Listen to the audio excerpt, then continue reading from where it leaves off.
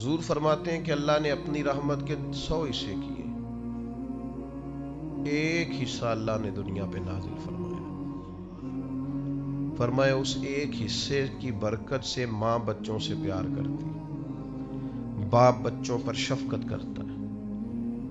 لوگ غرباء سے محبت کرتے ہیں، ایک حصہ رحمت دنیا میں نہ۔ اگلے لفظ سنیں گے تو آپ خوش ہو جائیں گے۔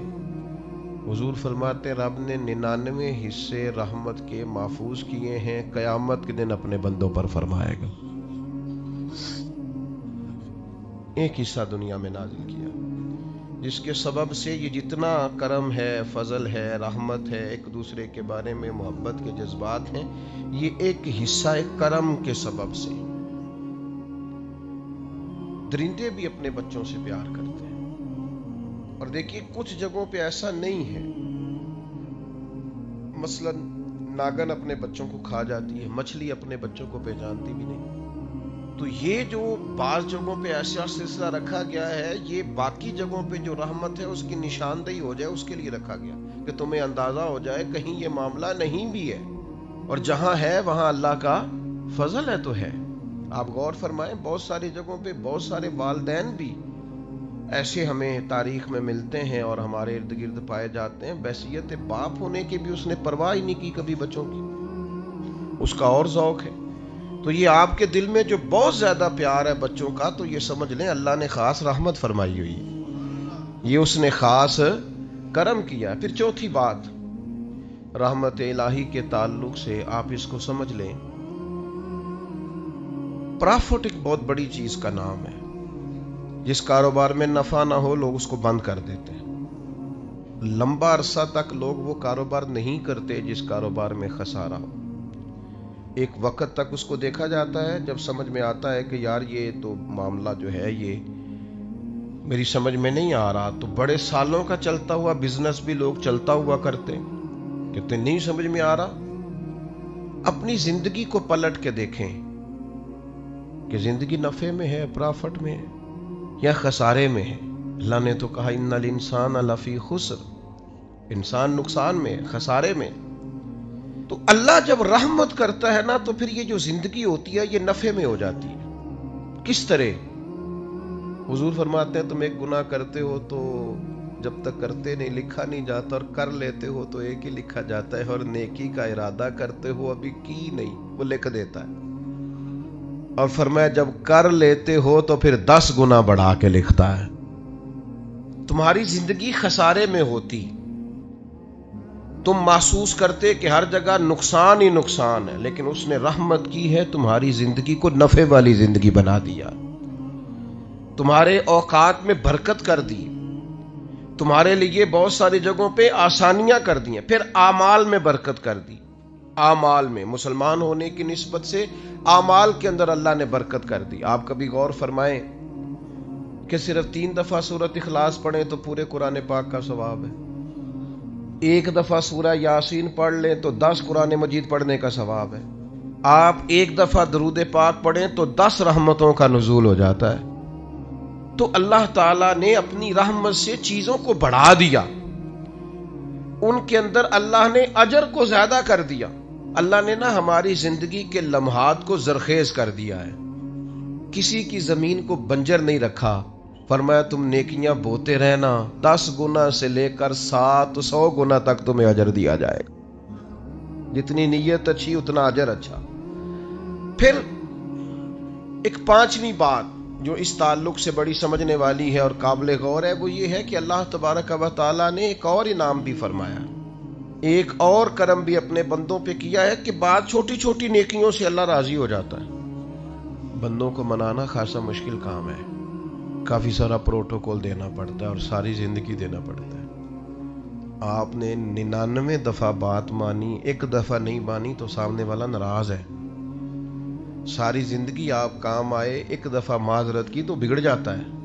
وہ کہتا ہے تو نے تو کبھی توجہ ہی نہیں کی، غور ہی نہیں کیا، وہ 90 چکر میں پڑ جاتا ہے۔ آپ کس حد تک جائیں گے؟ اور آپ یقین کریں کہ ذرا اگر آپ نے کسی شخص کو تنبیہ کر دی، آپ کی رائے اس کی رائے سے ٹکرا گئی، وہ جو کہہ رہا تھا آپ نے ہاں میں ہاں نہیں ملائی، آپ نے کہا نہیں میں یہ ٹھیک سمجھتا ہوں، بگڑ جائے گا۔ آپ محسوس کریں گے کہ لوگ صرف اس حال میں راضی ہیں کہ جس طرح کا وہ چاہتے ہیں آپ اس طرح کا بن جائیں، اور یہ ممکن نہیں ہوتا، یہ خاصا مشکل کام ہوتا ہے، لیکن وہ رب بڑا کریم ہے۔ ساری زندگی گناہوں میں گزارنے والی بی بی اور لتھڑی ہوئی اور آلودہ زندگی گزارنے والی اگر کوئی طوائف صرف ایک کتے کو چند قطرے پانی کے پلا دے تو مہربانی کر کے سارے گناہ معاف فرما دیتا ہے۔ یہ چھوٹے چھوٹے اعمال سے راضی ہو جاتا ہے۔ اس لیے نبی پاک علیہ السلام نے تاکید فرمایا تم نے نیکی کو چھوٹا نہیں سمجھنا، پتہ نہیں وہ کس بات سے گویا راضی ہو جائے۔ جو بھی خیر تمہارے ہاتھ آئے اس کو کر گزرو، جس حد تک ممکن ہو تم نیکی کرو، نہ جانے وہ کس بات سے راضی ہے۔ ابن ماجہ میں حدیث ہے، دیگر کتب احادیث میں موجود ہے، قیامت کے دن ایک اللہ کا نیک بندہ جنت میں جا رہا ہوگا تو رستے میں اسے کو روک کے کہے گا حضرت یاد ہے میں نے پانی پلایا تھا آپ کو، وہ یاد ہے نا میں نے وضو کرایا تھا، یا یاد ہے نا میں نے فلاں جگہ پہ فلاں آپ کی خدمت کی تھی۔ تو اللہ کے حبیب علیہ السلام نے ارشاد فرمایا اس ایک عمل کی وجہ سے اور اس نیک آدمی کی سفارش کی وجہ سے اللہ اس گناہگار کو بھی جنت عطا فرما دے گا۔ لیکن شرط یہ ہے کہ نیکی کرتا رہے آدمی، لیکن نا اللہ کی رحمت بہانہ تلاش کرتی ہے، قیمت نہیں مانگتی، بہانہ تلاش کرتی ہے، تو کوئی بہانہ بنانا چاہیے۔ دل ساڈا ہوندا ہے بہانہ بن جائے، بہانہ انج دا بڑے کہ کوئی جیک لگے راتوں رات امیر ہوندا۔ شریعت بھی قائل ہے، پر شریعت کہتی ہے اس طرح کا رویہ کر کے کوئی بخشش کا بہانہ بن جائے، کوئی اس کی رحمت کا بہانہ بن جائے، کوئی ایسا سلسلہ بن جائے جس سے اللہ راضی ہو جائے، کوئی ایک ایسا کام کرے جس سے وہ کریم مہربانی کرے۔ تو میرے بھائی ہر نیکی کے حصول کی کوشش کی جائے، چھوٹی سے چھوٹی نیکیوں کو بھی کبھی چھوٹا سمجھ کے چھوڑا نہ جائے، یہ چیزیں اللہ کی رحمت کا بہانہ بن۔ چھٹی بات، بعض اوقات انسان کی صرف سوچیں ہی اس کی رحمت کا بہانہ بن جاتی ہے۔ لوگ اچھا بھی تو نہیں نہ سوچتے، گمان کا بھی تو بڑا مسئلہ ہے نا، لوگ سوچتے بھی بڑا خطرناک ہے۔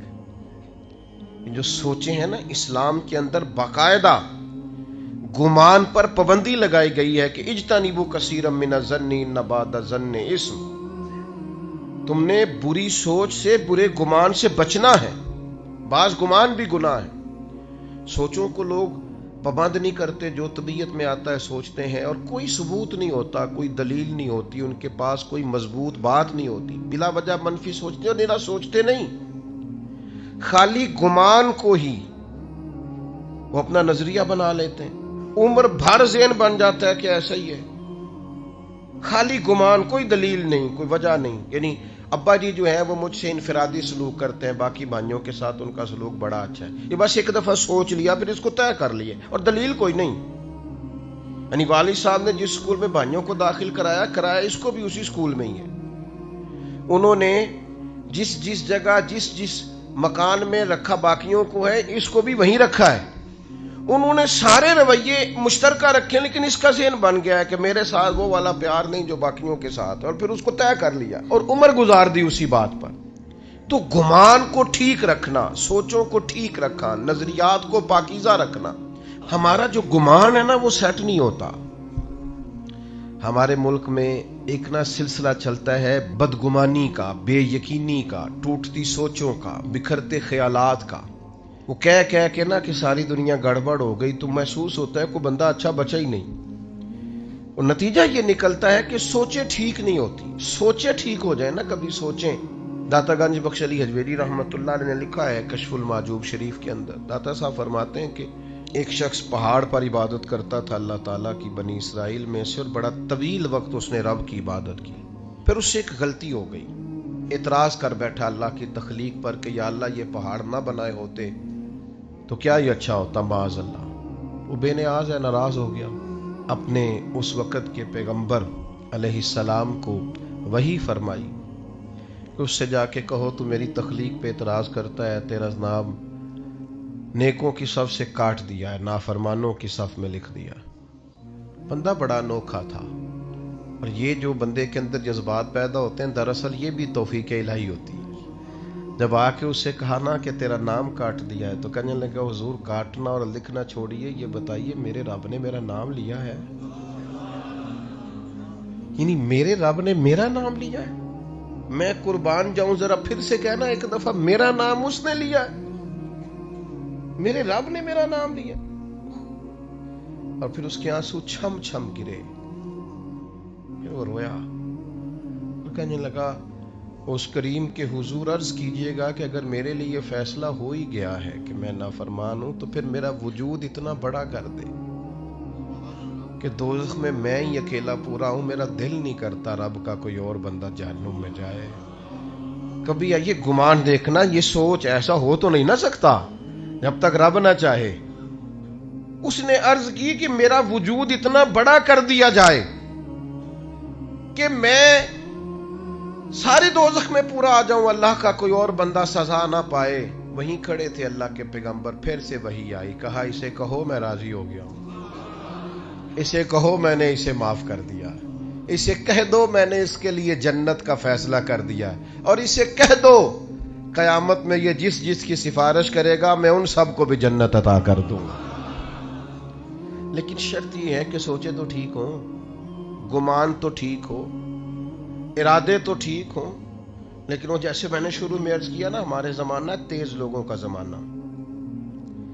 وہ بڑی زبردست قسم کی منصوبہ بندی کرتے ہیں اور سارا کچھ چالاکی سے حاصل کرنا چاہتے ہیں۔ اکثر میں دوستوں سے کہا کرتا ہوں کہ پہلے ہم سنتے تھے پرانے بزرگوں سے کہ لوگ اپنے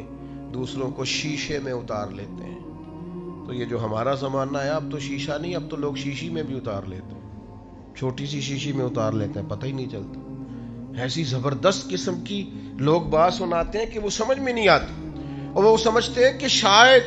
یہ فن اور یہ بولنا اور یہ جو منصوبہ بندی ہے اور یہ جو میرے ذہن کی تیزی ہے یہ میرا کمال ہے۔ یہ تو اللہ کا انعام تھا، تو نے مثبت چیز کو منفی جگہ پہ استعمال کر کے ناشکری کی رب کی، یہ تیرے اوپر اللہ کا خاص انعام تھا، لیکن تو سمجھا ہی نہیں، تو نے غلط رنگ اختیار کیا۔ میرے عزیز یاد رکھیے گا، اچھے گمان سے اللہ راضی ہوتا ہے۔ اور پھر ساتویں بات، بعض دن اللہ نے ایسے رکھے، وہ کہتا چل تو فلاں دن آ جانا، ہم بھی کہتے ہیں نا فلاں دن آ جانا ملاقات ہو جائے گی، فلاں دن میں فارغ ہوں تو میں آپ سے ملنے آ جاؤں گا۔ کچھ دن ہوتے ہیں نا خاص، اور کچھ بڑے بڑے تاجر بھی بعض اوقات کچھ آفریں بھی دیتے ہیں، وہ کہتے ہیں جناب آپ یہ والا کام کریں تو ہماری طرف سے پھر یہ آفر ہے، چلو ایسے کر لیں تو ایسے ہو جائے گا۔ یہ جو لوگ زیادہ ٹریول کرتے ہیں نا، میری طرح کے ہمیشہ کے مسافر، ان کو تو ایئر لائنیں بھی، جہاز بھی کہتے ہیں کہ جناب آپ اس طرح کریں، ہمارے ساتھ آپ یہ کر لیں، ہمارا کارڈ لے لیں، اسی فلائٹ میں سفر کریں، اتنا ڈسکاؤنٹ ہو جائے گا۔ وہ آہستہ آہستہ چیزیں اور رنگ اختیار کرنے لگتی ہیں، بلا مثال و ملا تشبیہ۔ کائنات کا رب بھی بڑا ہی فضل کرتا ہے، فرماتا ہے جو جمعے کا دن ہے نا، جمعے کا یہ سید الایام ہے۔ حضور سید عالم صلی اللہ تعالی علیہ وسلم نے فرمایا جو جمعے کے روز درود پڑھتے ہیں فرشتے مجھ پر فوراً پہنچا دیتے ہیں۔ یہ خاص دن ہے، اس دن کا ذکر قرآن مجید نے نام لے کے بیان فرمایا، سید الایام ہے۔ پھر میرے بھائی کچھ مخصوص ایام اللہ نے اپنے فضل سے رحمت کرنے کے لیے بنائے، جن میں سے ایک وقت سحری کا وقت ہے، تہجد کا وقت، وہ جس ٹائم آج کا لوگ موبائل بند کر کے سوتے نہیں، وہ اٹھنے کا ٹائم ہے دراصل، وہ ٹائم جو جاگنے کا ہے، اس ٹائم لوگ سو رہے ہوتے ہیں۔ اللہ کے حبیب علیہ السلام نے فرمایا جب سحری کا وقت ہوتا ہے تو اللہ تعالیٰ پہلے آسمان پر نزول جلال فرماتا ہے جو اس کی شان کے لائق ہے۔ سحری کے وقت یعنی پچھلی راتی رحمت رب دی کرے بلند آوازہ، اللہ تعالیٰ پہلے آسمان پر نزول جلال فرماتا ہے اور کریم رب فرماتا ہے کوئی رزق مانگنے والا اسے عطا کروں، ہے کوئی بخشش مانگنے والا اسے عطا کروں، ہے کوئی میری بارگاہ سے جنت کا سوالی میں اسے عطا کروں۔ اچھا عجیب بات ہے، جب گیٹ کھلنے کا وقت آیا تو لوگ دروازہ چھوڑ کے چلے گئے، حالانکہ جب عطا کرنے کا ٹائم ہے تو آپ سو گئے، جاگنے کا وقت آیا تو آپ کی آنکھ لگ گئی۔ یہ غافلانہ مزاج ہے۔ نبی پاک علیہ السلام نہ نفلوں کے لیے سختی نہیں فرماتے، سختی فرائض کے لیے ہوتی ہے، واجبات کے لیے ہوتی ہے۔ لیکن حضرت فاطمہ رضی اللہ تعالیٰ عنہ بیان فرماتی ہیں سحری کا وقت آتا تو حضور میرے حجرے میں آتے، آواز دیتے اور کئی دفعہ مجھے ہلاتے، کہتے بیٹا اٹھو، یہ سحری کا وقت ہے، یہ رب سے رحمت مانگنے کا ٹائم۔ میں کیسے آپ کی خدمت میں عرض کروں، اب تو صبح جلدی اٹھنا یہ غریب ہونے کی علامت ہے۔ اٹھو، کبھی غور کرو، دیکھو کہ کچھ ایسے بھی رب کے عاجز بندے ہیں جو فجر کی نماز بھی جا کے اس منڈی میں پڑھتے ہیں جہاں سے انہیں امید ہے کہ میرا رب اس کے وسیلے سے رزق عطا کرے گا۔ سویرے اٹھتے ہیں، اٹھا جا سکتا ہے، یہ ہوتا ہے۔ تو سحری کا وقت ایک ایسا وقت ہے جس میں اللہ راضی ہوتا ہے۔ کیا کریں، کس طرح قوم کو سمجھائیں، کیا رویہ اختیار کریں؟ میں کبھی کبھی دوستوں سے کہتا ہوں میرا دل نہیں کرتا بعض باتیں کرنے کو، وہ محسوس ہوتا ہے کہ یار یہ تو زیادہ ہی آگے چلے گئے، لیکن کبھی کبھی مجھے فیل ہوتا ہے کہ ابھی تک ہماری قوم اس بات پر بھی تیار نہیں ہو سکی کہ کھانا کھانے سے پہلے بسم اللہ شریف پڑھنے کی عادت بنائی جائے۔ مجھ سے ناراض نہ ہونا، آپ پڑھتے ہوں گے، لیکن میں اپنا نظریہ عرض کر رہا ہوں کہ اب اس کے لیے کوئی پی ایچ ڈی کرنے کی ضرورت ہے؟ یہ کوئی مسئلہ ایسا ہے کہ جس کے لیے فقہ کی 4 کتابیں پڑھیں گے تو سمجھ میں آئے گا کہ کھانا کھانے سے پہلے بسم اللہ؟ تو جو قوم یعنی بالکل بنیادی اور ضروری بات ہے کہ آپ کھانے سے پہلے بسم اللہ پڑھ لیں، اور میرا خیال ہے یہ بچے کو ویسے ہی آتی ہے۔ ہو سکتا ہے جس کو با کی پہچان نہ ہو، سین کی پہچان نہ ہو، میم کی پہچان نہ ہو، الف کی اور لام کی پہچان نہ ہو، ہا کی پہچان نہ ہو، اسے ویسے ہی آتی ہو، زبانی یاد ہو گئی ہو، لیکن عادت کس نے بنانی ہے؟ مزاج کس نے بنانا؟ بالکل بنیادی باتیں بھی اگر ہم ان پر غور نہیں کریں گے تو پھر میرے بھائی بڑے بڑے فلسفوں کا اور بڑی بڑی باتوں کا پیچھے کیا رہ جائے گا؟ تو سحری میں اٹھنا، فجر میں اٹھنا، نماز کا پابند ہونا، بہت پیچھے رہ گئے وہ والدین۔ سننا مجھ سے اور مجھ سے ناراض نہ ہونا جس نے اپنے بچے کو ایم فل تک پڑھا لیا ہے اور ایم ایس سی تک کرا لیا ہے، پر وہ بڑا پیچھے رہ گیا ہے، جس نے سارا کچھ تو کرایا ہے پر اپنے بچے کو سجدے کا طریقہ نہیں بتایا، وہ نمازی نہیں بنا سکا، عبادت گزار نہیں بنا سکا، صبح اٹھنے کا سلیقہ نہیں بتا سکا، پیچھے رہ گیا، نقصان میں رہ گیا، کمزور رہ گیا۔ پہلے بھی ایک دفعہ عرض کیا تھا، پھر کہتا ہوں، ایک دوست میرے پاس آئے اور کہنے لگے میں نے بڑا ہی زور لگایا میرا بچہ عالم نہیں بنتا، بڑی کوشش کیا۔ میں نے ان سے کہا ضروری نہیں ہے سارے بنے، نہ ہی شریعت کا یہ حکم ہے کہ کل علم سارے حاصل کریں۔ آپ ایسا کریں، عالم نہیں بنتا تو اچھا مسلمان بنا دیں، اس کے اخلاق درست ہونے چاہیے، اس کی عبادات کا معاملہ درست ہونا چاہیے، اسی پر اللہ کی رحمت برس جائے گی۔ اسی طرح کے کچھ ایام پھر اللہ نے رکھے ہیں، جیسے ٹائم رکھا ہے اسی طرح کے ایام رکھے، ان میں سے شب برات بھی ہے، شب قدر بھی ہے، رمضان کی ہر رات بھی ہے، پر کس کے لیے؟ شیخ سعدی فرماتے ہیں جو قدر کرے اس کے لیے ہر شب بھی شب قدر ہے، اور جو قدر نہ کرے ٹھیک ہے وہ پھر شب قدر کی رات بھی سوٹ سیتا رہے، وہ شب قدر کی رات بھی کوئی مال خریدنے جاتا رہے، وہ پھر شب قدر کی رات بھی دیکھے کہ آج کل کون سی چیز بک رہی ہے، کون سی خریدنی ہے، چلتا رہے کام۔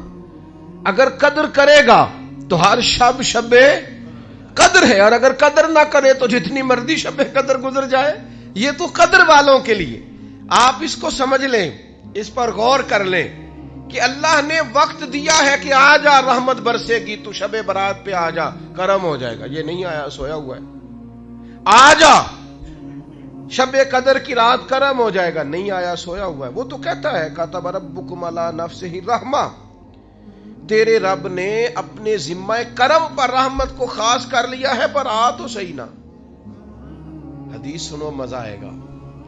بخاری مسلم میں مشکات میں حدیث موجود ہے، نبی پاک فرماتے ہیں بندہ گناہ کرتا ہے، بندے سے گناہ ہو جاتا ہے، پھر وہ کہتا ہے یا رب یا رب یا رب مجھے معاف کر دے، تو اللہ فرشتوں سے فرماتا ہے میرے بندے کو پتا ہے کہ میرا کوئی رب ہے، اور یہ بھی پتا ہے کہ میرے رب نے مجھے معاف کر دینا ہے، اور اللہ فرشتوں سے فرماتا ہے گواہ ہو جاؤ میں نے اسے معاف کر دیا۔ فرمایا پھر نفس غالب آتا ہے، پھر کوئی گناہ کر بیٹھتا ہے، پھر عرض کرتا ہے یا رب یا رب یا رب، اللہ میں بھول گیا، میری مدد فرما، مجھے معاف کر دے۔ تو کریم فرماتے ہیں اللہ پھر فرشتوں سے فرماتا ہے میرے بندے کو پتہ ہے اس کا رب بھی ہے اور یہ بھی پتہ ہے اس نے معاف بھی کر دینا، تم گواہ ہو جاؤ میں نے اسے معاف کر دیا ہے۔ تیسری بار حضور بیان فرماتے ہیں، تیسری بار فرمایا پھر بندے سے غلطی ہو جاتی ہے، وہ پھر بھول جاتا ہے، پھر اللہ کے حضور عرض کرتا ہے یا رب یا رب یا رب، تو فرمایا مالک فرماتا ہے فرشتوں میرے بندے کو پتہ ہے کہ اس کا رب بھی ہے اور یہ بھی پتہ ہے کہ اس نے معاف کر دینا ہے، تم گواہ ہو جاؤ میں نے اسے معاف کر دیا ہے۔ شارحین حدیث فرماتے ہیں یہ حضور نے جو 3 بار کا ذکر کیا یہ تمثیل کے طور پر ہے، معنی کیا ہے کہ وہ جتنی بار بھی سچے دل سے توبہ کرے گا اللہ اتنی بار ہی اسے معاف فرما دے گا۔ شرط یہ ہے کہ توبہ سچے دل سے کرے، توبہ کے جملے نہ پکارے استغفر اللہ استغفر اللہ استغفر اللہ، اور ساری رات شب برات میں مسجدوں سے رونے کی اور چیخنے کی اور تڑپنے کی آواز آئے۔ تو میں نے بارہا کہا ہے، میں پھر کہتا ہوں کہ اگر تو شب برات کی رات توبہ کرنے کے بعد پھر تھوڑا سا ہمیں پتہ چلے کہ اب معاشرے سے کچھ ملاوٹ ختم ہو گئی ہے، کچھ جھوٹ ختم ہو گیا ہے، کچھ بددیانتی ختم ہو گئی ہے، تو پھر تو پتہ چلے رات کچھ لوگوں نے توبہ کی ہے، لیکن یہ کہ ساری رات روتے بھی رہیں تڑپتے بھی رہیں، اور توبہ کا تو مطلب یہ ہے کہ یا اللہ پچھلے معاف کر دے، آج کے بعد نہیں کروں گا، لیکن پچھلے معاف کرا لیے اور آئندہ چھوڑنے کا ارادہ نہیں کیا تو توبہ کی شرط ہی نہ پائی گئی، یہ توبہ ہوئی نہ، یہ توبہ کی نہیں گئی۔ جب تک آپ یہ ارادہ نہیں کرتے کہ اب میں چھوڑ دوں گا، آج کے بعد یہ نہیں کروں گا، اللہ تعالیٰ معاف کرنے والا ہے، کریم ہے۔ پھر 8ویں بات بھی سنیں، شریعت میں مایوسی بہت بڑا گناہ ہے، یعنی ساری رپورٹیں بھی غلط آ جائیں نا، ڈاکٹر نے بول دیا ہے کہ بھئی مشکل ہے آپ کا بچنا، اس وقت بھی یہ امید چھوڑنا ناجائز ہے کہ میں نہیں بچوں گا، اس وقت بھی امید یہی رکھنی چاہیے کہ میرا رب اگر فضل کرے تو فوراً شفا عطا فرما دے۔ یہ ضروری امر ہے، ضروری۔ آپ کو ہر کاروبار میں نقصان ہوا ہے، آپ نے جتنی بھی صحیح کی ہے آپ کی آگے نہیں بڑھ سکی، بڑی جد و جہد کی ہے آگے نہیں آپ جا سکے، آپ کو بار بار پیچھے لوٹنا پڑتا ہے، بار بار آپ محسوس کرتے ہیں کہ میرا نقصان ہو گیا ہے، لیکن آپ کے لیے یہ سوچنا منع ہے کہ مجھے اب میں کبھی بھی آگے نہیں بڑھ سکتا، میں تو بس جی ختم ہو گئی بات، میں تو تھک گیا ہوں یہ کر کر کے۔ حکم یہ ہے کہ تو خدا کا نام لے کے آگے بڑھ، وہ بڑا کریم ہے، فضل کرے گا اور اتنا رزق دے گا کہ کبھی سوچا بھی نہیں ہوگا۔ یہ سوچیں شریعت کے اندر ضروری ہیں، یعنی علماء کا، فقہاء کا، محدثین کا ایک متفقہ فتویٰ ہے کہ رحمت الہی کی امید رکھنا واجب ہے، یہ ضروریات دین کا مسئلہ ہے کہ آپ اللہ کی رحمت کی امید رکھیں گے کہ میرا رب بڑا کریم ہے۔ ہمارے بزرگ کہا کرتے تھے کہ جب بھی آپ چل پڑیں گے نا منزل انشاءاللہ آ جائے گی، شرط چلنا ہے، شرط اٹھنا ہے، شرط سفر شروع کرنا ہے، آپ جب چلیں گے تو منزل آ جائے گی، آپ محسوس کریں گے کہ منزل آ گئی۔ میں یہ تو نہیں کہتا میں نے زندگی میں بڑی محنت کی، لیکن سفر بڑے بڑے لمبے کی، یہ بھی گزشتہ 1-2 مہینے پہلے کی بات ہے، ہمیں بلوچستان جانا تھا اور پھر کچھ ایسا معاملہ ہوا، انہوں نے کہا راستہ ٹھیک نہیں ہے، پر ہمیں پہنچنا بھی ہر صورت، رات کو حیدرآباد میں تھا اور سفر وہ فلائٹ جو ہے وہ کنیکٹ نہیں ہوتی، سارا بائی روڈ سفر تھا، تو کچھ تھوڑی سی نا 1-2 دوست نے ہمت دلائی، انہوں نے کہا جی اللہ خیر کرے گا، تو اللہ نے خیر کر دی، وہ چل پڑے اور بڑے بر وقت پہنچ گئے، سارے کام ہو گئے جتنے جتنے منصوبے میں تھے۔ تھوڑا سا نا ہمارے ہاں نا اب ہمتیں دلانے کا ماحول بھی ختم ہوتا جاتا ہے، اور میں آپ کو عرض کرتا ہوں جوانوں کو، بعض بزرگوں کو بھی ضرورت ہوتی ہے کہ ان کی ہمت دلائی جائے، ان سے کہا جائے کچھ بھی نہیں انشاءاللہ خیر ہو جائے۔ آپ یہ کہتے ہیں اتنی عمر ہو گئی ہے اب میں ان کو تسلی دوں، بھائی تسلی کی ضرورت تو ہر وقت رہتی، آپ تسلی دیں، آپ ہمت بنائیں، آپ کہیں، آپ بات کریں، چیزیں بہتر ہو جاتی ہیں۔ آپ یہ کہیں کہ انشاءاللہ ہو جائے گا، ہو جاتا ہے، لیکن شرط یہ ہے کہ امید خدا کی رحمت کی کبھی چھوٹنے نہ پائے۔ روایت ایک بڑی منفرد ہے، بڑی حسین ہے، فرمایا کہ قیامت والے دن نہ 2 گناہگار ہوں گے، دونوں کو اللہ کی بارگاہ سے حکم ہوگا کہ جاؤ دونوں جہنم میں چلے جاؤ، معاذ اللہ ثم معاذ اللہ۔ ایک دوڑ لگا دے گا، بھاگ گیا دوزخ کی طرف، حکم باری تعالیٰ ہوا چلو دوزخ میں تمہارے اعمال بڑے سیاہ ہیں، اس نے دوڑ لگا دی۔ دوسرا کیا کرتا ہے؟ چند قدم اٹھاتا ہے، پھر پلٹ کے پیچھے دیکھتا ہے، پھر چند قدم اٹھاتا ہے، پھر پلٹ کے پیچھے دیکھتا ہے، پھر چند قدم اٹھاتا ہے، پھر پلٹ کے۔ تو دروازہ آ گیا دوزخ کا، اب ایک بھاگ گیا ہے، ایک دبے قدموں آہستہ آہستہ چل رہا ہے۔ کریم مالک نے حکم دیا دونوں کو دوبارہ واپس لاؤ۔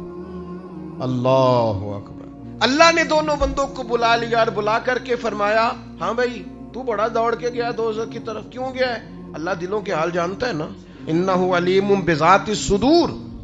دلوں کے حال جانتا ہے، تو کیوں دوڑ کے چلا گیا؟ تو اس بندے نے یہاں کوئی چالاکی نہیں دکھائی، دل کی بات کی، کیونکہ رب دل کی بات جانتا ہے۔ عرض کی مالک گناہگار ہوں، عاجز ہوں، خطا کار ہوں، مجرم ہوں، پتہ سارا ہے سردار نو کی دیا، من نانم کے من دانم جو ہوں اس کی خبر ہے، مالک عمر بھر تیری نہیں مان سکا، غلطی کی، آج دل میں خیال آیا کہ رب کا حکم آیا چل آج ہی مان لے، دوڑ گیا ہوں، قربان جائیں آخری وقت ہے، فیصلہ دوزخ کا ہو گیا ہے۔ اس نے کہا سوچا میں دوڑ گیا، آج تو مانوں اپنے رب کی۔ کریم اسی بات سے راضی ہو گیا، فرمایا بھیج دو اس کو جنت میں، وہ چلو آخر وقت تک کی صحیح، کسی ٹائم ہی صحیح، آخر میں ہی صحیح۔ تو وہ جو دھیمے دھیمے قدم اٹھا رہا تھا اس سے پوچھا بھائی اللہ جانتا ہے؟ پوچھنا لا علمی کی علامت، بھائی تو بڑے آرام آرام سے کیوں جا رہا تھا؟ اس نے کہا مالک میرا یقین تھا میرا رب کریم ہے، میں پلٹ پلٹ کے دیکھتا تھا کہ آواز آ ہی جائے گی، آواز آ ہی جائے گی، آواز آ ہی جائے گی، دوزخ کا دروازہ آ گیا، پر میری تیرے کرم سے امید نہیں ٹوٹی، اور مالک جب میں دوزخ کے دروازے پر پہنچا تو آواز آ ہی گئی، وہ ہو گیا جس کی مجھے امید تھی، آواز کرم آئی۔ تو اللہ نے فرشتوں سے فرمایا جو میری رحمت کی اتنی امید رکھے اسے کوئی دوزخ میں پھینکا جاتا ہے؟ لے جاؤ اسے بھی جنت میں۔ دونوں کو جنت میں ڈال دیا۔ تو آخری دم تک رحمت سے امید چھوڑنی، کوئی کچھ بھی کہہ دے، کتنا بھی کہہ دے، اس کے کرم سے امید چھوڑنی۔ ایک درویش گزرے ہیں حضرت ابو الحسن شیبانی رحمت اللہ علیہ، وہ فرماتے ہیں جس شخص کو میں بڑا گناہگار سمجھتا تھا نا، اور بہت سارے لوگ سمجھتے تھے، اور واقعی وہ ایسے کام بھی کرتا تھا، فرماتے ہیں پھر ایک وقت ایسا بھی آیا کہ اس نے توبہ کی، اور پھر ایسا وقت بھی آیا کہ ریاستیں کر کے ہم سے آگے نکل گیا، اور پھر ایک شام ایسی بھی آئی کہ میں اس سے دعا کرانے پہنچ گیا۔ یہ تو اللہ تعالیٰ کی حکمت ہے، اس کا کرم ہے، کب کسی پر رحمت برکھے تو اللہ نے اپنے ذمہ کرم پر رحمت لازم کر لی ہے۔ یہ جو دن ہے نا سارے رحمت کے دن، یہ جتنی راتیں ہیں یہ رحمت والی ہیں، کرم والی ہیں، عطا والی۔ کوشش فرمائیے گا جس حد تک ممکن ہو سکے انسان اپنے رب کے حضور حاضر ہو، کھلے ہوئے دروازوں سے اپنے حصے کی خیر پائے۔ اللہ تبارک و تعالی مل بیٹھنا قبول کرے۔